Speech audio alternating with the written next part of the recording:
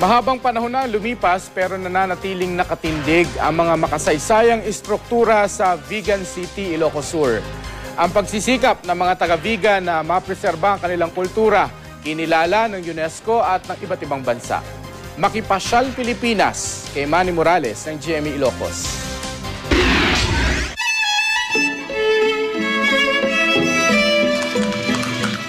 Walang dudang bida ang Vigan City, Ilocos Sur kapag mga luma at makasaysayang bahay, simbahan at gusali ang pag-uusapan. Ang mga nakatindig na Castilian homes na ito, patunay sa napreserbang pagkakakilanlan ng Vigan. At kamakailan lang, kinilala ng United Nations Educational, Scientific and Cultural Organization o UNESCO ang lungsod.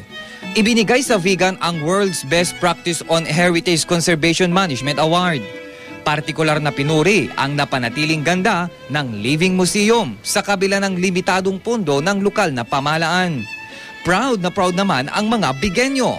Mas magtutulungan pa raw sila para hindi kumupas ang yaman ng kanilang tradisyon at kultura. Hindi lang sa heritage mayaman ang Ilocos Region, kundi maging sa natural resources. Sa Ilocos Norte, ipinagmamalaki ang Kulili Point ng Paway. Makikita roon ang malinis na dagat, pinong buhangin at iba't ibang rock formations. Manny Morales, Nagbabalita, Pilipinas.